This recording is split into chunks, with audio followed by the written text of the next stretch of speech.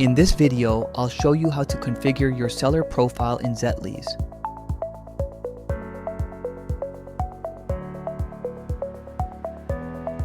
Open the Profiles page. Here you can select an existing profile or create a new one. Start by giving your profile a name. Next, write your profile description. This text will be added to every listing created with this profile. Use it for information you always want to include, such as your store name, shipping details, or return policy. The AI will still generate a unique description for each product. You can also enter your store name, your brand name if you have one, and the niche or product category you usually sell. Choose the tone of voice you'd like the AI to use when generating your listings.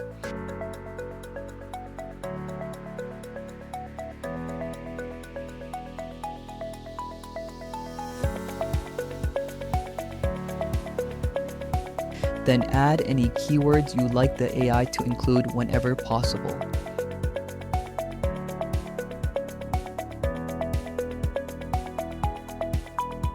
You can also specify keywords that should never appear in your listings. Most of these fields are optional, but the more information you provide, the better the AI can tailor your listings to your preferences. However, there are two fields that are required by eBay: country and zip code. Make sure both are filled in, otherwise eBay won't allow you to publish your listings.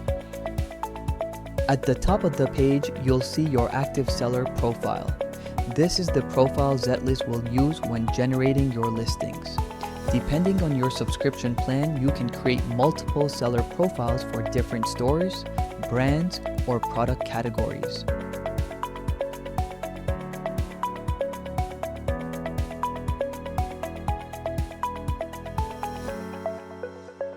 If you ever want to remove a profile, simply select it and click Delete. That's it. Your seller profile is now ready to use. Zetlis, because listing products shouldn't take longer than selling them.